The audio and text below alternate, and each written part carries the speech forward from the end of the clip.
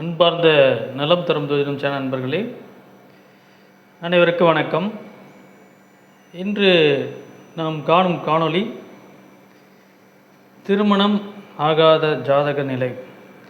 யார் ஒருவருக்கு திருமணம் ஆகாத ஒரு நிலை ஜாதகத்தில் எந்த மாதிரி அமைப்பு இருந்தால் ஏற்படும் என்று பார்ப்போம். ஒருவர் திருமணம் என்பது இளமையில் முதுமையில் சொல்வார்கள். இளமையில்னால் ஒரு 28 வயசுக்குள்ளே, இப்போல்லாம் ஒரு படிச்சுட்டு 28 வயசுக்குள்ளே 14 26 வயசுக்குள்ளே இளமையில். முதுமையில் திருமணம் அதிகபட்சம் தோஷங்கள் இருந்தால் ஒரு 35 வயது, இந்த அளவுக்கு நம் முதுமையில் திருமணம் சொல்லணும். ஒரு சிலருக்கு திருமணமே ஆகலை சார், பார்த்துக்கிட்டே இருக்கும், 40 வயசுக்கு மேலே ஆயிடுச்சு, இதுக்கப்புறம் திருமணம் நடக்குமான்னு சொல்லிட்டு எவ்வளோ பேர் திருமணம் நடக்காத ஒரு நிலையை அவர் ஜனன ஜாதகத்தில் இருக்கும் அமைப்பை பொறுத்து தான் இருக்கிறது. திருமணத்துக்கு முக்கியமான காரகத்துக்கான கிரகம் சுக்கிரன். சுக்கிரன் தான் கலத்திரகாரகன். கலத்திரகாரகன் எந்த அளவுக்கு வலிமை இழந்து அஸ்தமம் வாய்ந்து மறைந்திருந்தால் திருமண தடை, திருமணம் நடக்காத ஒரு நிலை ஏற்படுகிறது. ஆகவே கலத்திரகாரன் சுக்கிரன் முதலில் வலிமையாக இருக்க வேண்டும், இல்லை என்றால் திருமணம் நடக்காத ஒரு நிலை. சுக்கிரன் 6, 8, 12 மறைந்திருந்தாலோ, அஸ்தமதாக இருந்தாலோ, நீச்சம் பெற்று பகைப்பற்று மறைவு ஸ்தானத்தில் இருந்தாலோ வலுவிழந்து காணப்பட்டால் இவர்களுக்கு முதலில் திருமணம் நடக்காமல் ஒரு நிலை. அதேபோல் பெண்களுக்கு முக்கியமாக செவ்வாயோட நிலை. செவ்வாய் தான் பெண்களுக்கு திருமணம் ஒரு கிரகம், நடத்துவதற்கான ஒரு கிரகம்.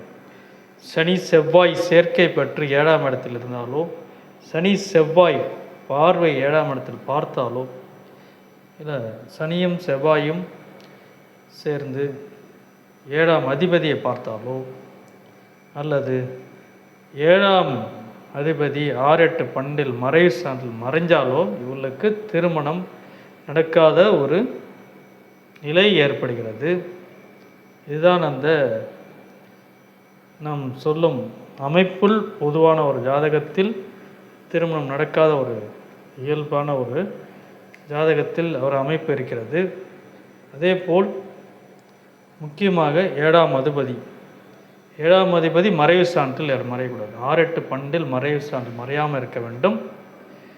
ஒருவருக்கு 2ஆம் இடம், 7ஆம் இடம், 8ஆம் இடம், குடும்பஸ்தானத்துக்கான 2ஆம் இடம், 7ஆம் இடம் கலத்திரஸ்தானம், 8ஆம் இடம் மாங்கல்யஸ்தானம், இது மூன்றும் மிக முக்கியமான திருமணத்திற்கான. இந்த மூன்றும் பாவத்துவம் பெறாமல் சுபத்துவம் பெற்றிருக்க வேண்டும். அதுக்கான அதிபதிகள் 2, 7, 8 அதிபதிகள் 6, 8, 12 மறையக்கூடாது. மறைந்திருந்தால் திருமணம் நடக்காத ஒரு நிலை.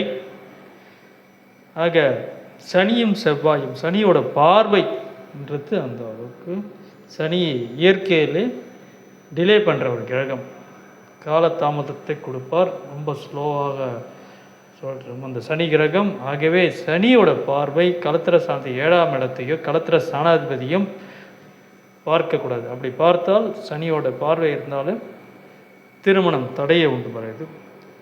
சனி செவ்வாய் சேர்க்கையும் 7ஆம் இடத்தில் இருக்கக்கூடாது. 7ஆம் இடத்தில் சனி செவ்வாய் பார்வை இருக்கக்கூடாது. இந்த அமைப்பு உள்ள ஜாதகர்களுக்கு திருமணம் தாமதமோ திருமணம் நடக்காமல் போகிறது. ஆகவே முக்கியமாக கலத்திரகாரகன் அஸ்தம நீசம் பற்று 6, 8, 12 மறையக்கூடாது.